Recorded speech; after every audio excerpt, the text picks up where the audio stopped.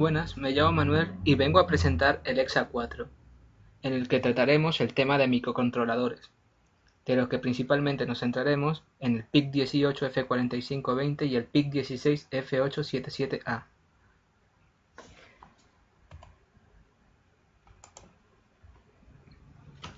Para analizar este ejercicio lo he dividido en 5 partes. Primero un análisis del 2+4, luego analizaremos el One Digit BDC Adder, después analizaremos el Binary Counter, luego realizaremos el estudio del Timer 0 y por último realizaremos el estudio del LSD periférico.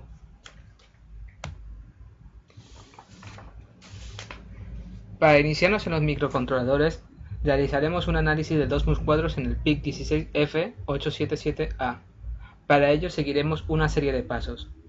Primero, realizaremos un proyecto en Proteus haciendo uso de los microcontroladores. Segundo, se explicará las sentencias principales del código C. Tercero, simularemos en el MPLAB X y por último simularemos con el Proteus. Para este proyecto nos fijaremos cómo está hecho el código C, principalmente en los puertos A, C y D, que tienen asociados el tris A, C y D. Podemos observar que los valores del tris indican que con un 1 si es un puerto de entrada y un 0 si es uno de salida. También podemos observar cómo cuando el canal tiene los dos LEDs activos, indica en la simulación que es un valor de 3, correspondiente a la salida que es el encendido del LED verde.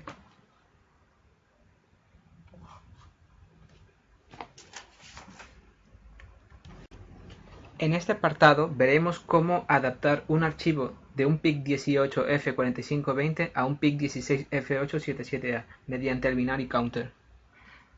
Al igual que antes, seguiremos los mismos pasos analizando el archivo .c y después simulando con el Proteus. Primero que nada, veremos que el código está incompleto, ya que en Proteus vemos que el sumador no funciona al simular. Para arreglarlo, cambiaremos el código con las siguientes configuraciones. Y en la inicialización del programa, en la inicialización de componentes, tendremos que realizar los desplazamientos de bits necesarios para realizar la suma. Luego de realizar las pruebas, vemos que solo podemos sumar los valores de un dígito, ya que si no se detecta un error. También vemos que se activa coutput al superar en la salida la suma binaria de 8. Para adaptar el PIC18 al PIC16, lo único que cambiaremos serán las librerías y los valores de los pragmas y borrar los latas. Luego realizar lo mismo que con el PIC18, o sea, la simulación y generar el archivo necesario para la simulación en el Proteus. En el Binary Counter cambiaremos del X2 principalmente el Future State igual a Present State más 1 por el presente Present State igual a Present State más 1, ya que se introduce una función de servicio de interrupción, que la entrada se irá actualizando en función del delay. ¿Cómo funcionan los interruptores del PIC18F4520? Lo controlan principalmente su funcionamiento 3 bits, que son el priority bit, que asigna el nivel de prioridad, alto o bajo, flag bit, indica que se ha producido una interrupción, y enable bit, cuando el flag se activa, le permite a la simulación pasar a la rama de dirección del vector de interrupción. Se usan como máximo 10 registros para controlar las interrupciones. Con estos registros se pueden hacer que cada interrupción sea enviada en la dirección del vector correspondiente, prioridad alta o baja. Si la prioridad no está activa, las interrupciones se enramarán por la dirección de alta prioridad. Y en el PIC de 16 solo disponen de un vector que es el 004H, que es donde se envía el vector de interrupción. El puerto de entrada RB0 se le asigna un interruptor externo que consta de un CLK para poder entrar en la rutina de interrupción en cada subida del CLK. Al darle los valores a pulse igual a 1 al C igual a 1 para que la función stateLogic incremente el valor del present state y vuelva a poner el pulse igual a 0. Los registros y bits de configuración implicados están en la fotografía de abajo a la derecha. Ahora modificaremos el One Digit BDS Counter para diseñar el 5 Johnson Counter siguiendo el esquema de salidas y estados correspondientes. Modificamos el archivo .c y la estructura del archivo en Proteus y hacer que tenga los 5 LEDs y la salida TS10, así como una entrada UDL que permita que la cuenta se realice tanto hacia adelante como hacia atrás. También cambiaremos la función del botón para que cambie de estado cada 2 pulsaciones.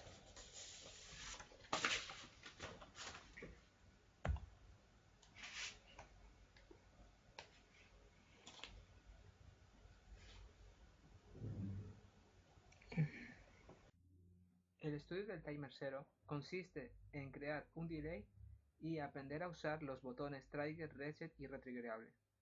El funcionamiento es pasar una frecuencia oscilante y luego se le pasa un prescaler de escala 1.16 y utilizando el timer vamos ejecutando las órdenes del timer según nuestro tiempo preestablecido donde se encenderá el LED.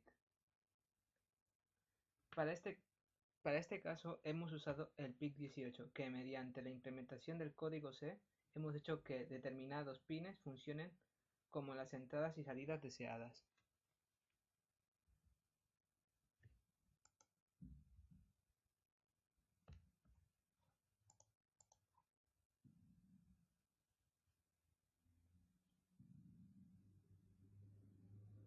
Como podemos ver, nos encontramos con el esquema del timer 0, donde podemos diferenciar el CC1, CC2 y el delay. También vemos el diagrama de estados, donde veremos un trigger donde se ejecuta cuando pulsamos y el setup timer que consiste en preparar el timer para contar hasta el timer que queramos. Una vez llegado al destino, cambiaría el TS1 donde se pararía el tiempo. Como podemos comprobar, aquí se encuentra el timer 0 de la modificación más importante en el PIC 18 y en el PIC 16. Si nos fijamos bien, hay una serie de variaciones en que la principal sería el del TMR All.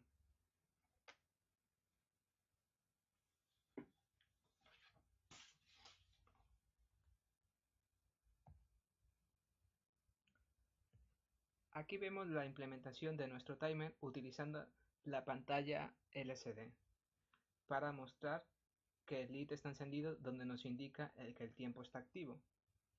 Para cambiar el tiempo de activación tenemos que usar la fórmula que se encuentra en la imagen, que es post-scaler igual a 6 segundos dividido en 1 microsegundo multiplicado por 16 y multiplicado por 250, que nos da en este caso 1500, ya que queremos que sean 6 segundos de retraso.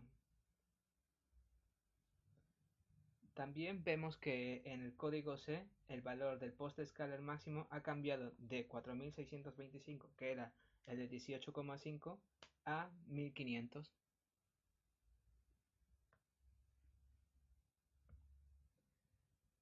Por último, podemos observar que al tener activo el retriggerable, si pulsamos el trigger, se actualiza. Si en cambio tenemos activo el retriggerable, el pulsar el trigger no se actualiza. Bueno, muchas gracias y eso ha sido todo.